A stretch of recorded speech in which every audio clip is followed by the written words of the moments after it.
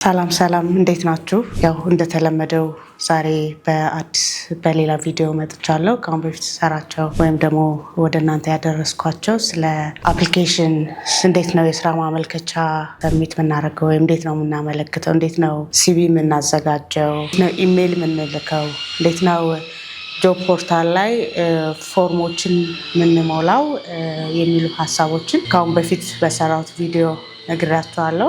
ሀሳቦች ሼር አድርጋችኋለሁ። ዛሬ ደግሞ ለኢንተርቪው እንዴት ነው ራሳችንን ማዘጋጀት ያለብን፣ ኢንተርቪው ስንጠራ ምንድነው ማድረግ ያለብን፣ ዝግጅት ውስጥ ምን ይመስላል፣ ጥያቄዎቹ ምን ሊሆኑ ይችላሉ የሚሉትን በዛሬ ቪዲዮ እናያለን። ከዝግጅት ስንጀምር ለኢንተርቪው ምናልባት ሰው ሲቪያችንን ወይም ደግሞ ካምፓኒዎች ወይ እኛ አፕላይ ያደረግንበት ድርጅት ሲቪያችንን ወይም አፕሊኬሽን ሌተራችንን ሪቪው አድርጎ ለዚህ የስራ መደብ ይመጥናል ብለን ወይም ደግሞ ተብሎ ሲታመን ነው ለኢንተርቪው አዜ ካንዲዴት የምንጠራውና ያ ማለት ድርጅቱ ሞሮለስ በእኛ ላይ ወደ የሆኑ ፐርሰንቶች እንደ ተወዳዳሪዎቻችን ቁጥር ይለያያል። የሆነ ፐርሰንት ግን እድል ሰጥቶናል ማለት ነው እና እኛ ምንድን ነው ከዛ በኋላ የምናደርገው የሚለውን ደንብ ትኩረት አድርገን የምናስብበት ወይም ደግሞ የምናስተካክለው ነገር ይሆናል ማለት ነው። ለኢንተርቪው ስንጠራ ቅድሚያ ማድረግ ያለብን ነገር በባለፈውም እንደነገርኳቸው ሪዚዩም ስናዘጋጅ ማድረግ እንዳለብን ሁሉ ለኢንተርቪው ስንጠራ ካምፓኒው ምንድን ነው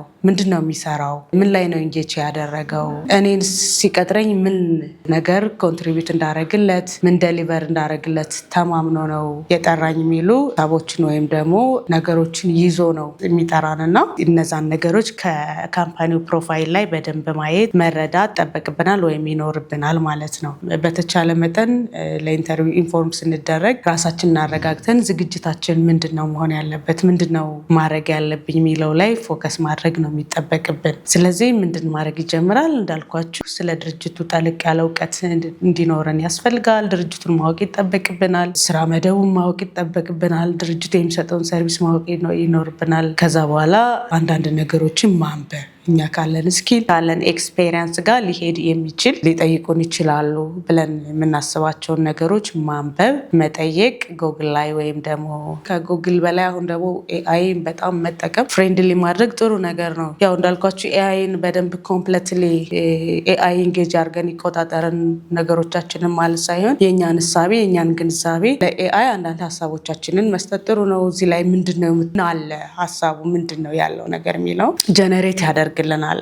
ጎግል ላይ ብንሄድ ጎግል ላይ ይሰጠናል። ኤችአር ላይ ስለሆነ ብዙ ጊዜ ኤችአር ነው ኤግዛምፕል ማድረገውና ኤችአር ኦፊሰር ሲቀጠር ምን አይነት ጥያቄዎችን ካምፓኒዎቹ ሊጠይቁ ይችላሉ የሚለውን ነገር ቀድሞ አንብቦ ተረድቶ ራስን በዛ ልክ አዘጋጅቶ መሄድ ጥሩ ነው። ቀድሞ ሰው የሚሰራን ሰው ነው የሚፈልገው። ይሰራልኛል ወይም ደግሞ ትሰራልኛለች ብሎ ሪሊ የሚያምንበትን ሰው ነው የሚቀጥረውና ለዛ ራሳችን ኮምፒተንት ማድረግ ነው። በቃ እንዴት አሸንፋለሁ፣ ያለኝን ኤክስፔሪንስ፣ ያለኝን ስኪል፣ ያለኝን ኤክስፖዠር በሙሉ አጉልቼ ነግሬያቸው አስረድቻቸው እኔን እንዲመርጡኝ እንዴት ነው እነሱን ማሸነፍ ያለብኝ የሚል ውሳኔ ነው ቀድመን መድረስ ያለብን። ያን ደግሞ ከመረጋጋት ጋር ወይም ፍርሃት ቀድሞ አሉታዊ ነገሮችን ወደ አእምሮ ማስገባት ሳይኖር በልበ ሙሉነት ነው የኢንተርቪው ትሪክን ዊን ማድረግ ወይም ደግሞ ማሸነፍ ወይም ደግሞ ማለፍ የሚቻለው ማለት ነው እና ጥያቄዎችን ማየት፣ መዘጋጀት፣ ራስን በዛ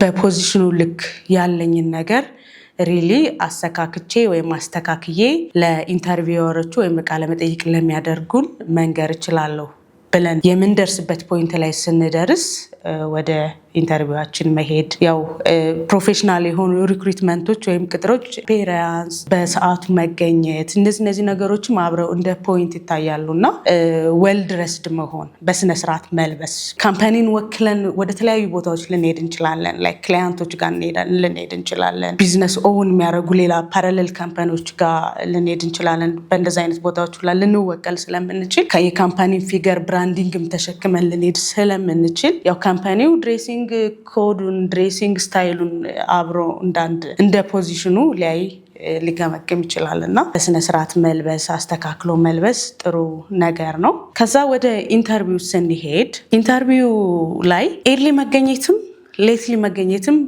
ልክ አይደለም፣ ፖይንት ያሳጣል። ኤርሊ መገኘት ለምሳሌ አንድ ሰው 3 ሰዓት ላይ ተቀጥሮ 2 ሰዓት ተኩል ላይ ቢገኝ ቫሊዩን ዝቅ ያስደርጋል፣ ዋጋ ትንሽ ያስቀንሳል። ለምንድን ታውቃላችሁ? ታይሙን ፕሮፐርሊ አይጠቀምም፣ ታይም ማኔጅመንቱ ላይ ጥሩ አይደለም የሚባል አንደርስታንዲንግም ፕሮፌሽናሊ በደንብ ኢቫሉዌት የሚያደርግ ካምፓኒ እነዚህ ፖይንቶችም አብሮ ያያል። ሌት መሆንም ያው ነገ ከስራ ሌት ሆኖ ይመጣል፣ ዲስአፖይንት ያደርጋል።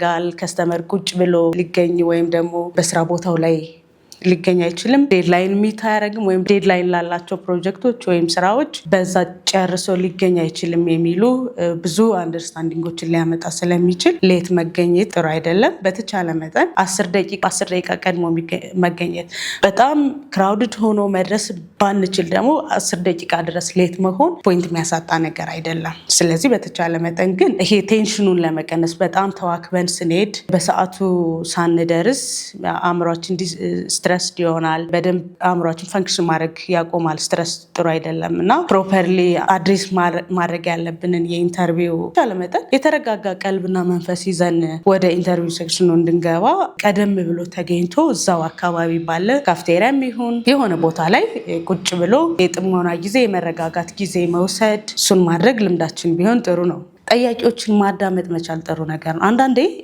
ምን አይነት ኤክስፔሪንስ እናደርጋለን? እንደ ቀጣሪ ምንድነው ኤክስፔሪንስ ማድረገው?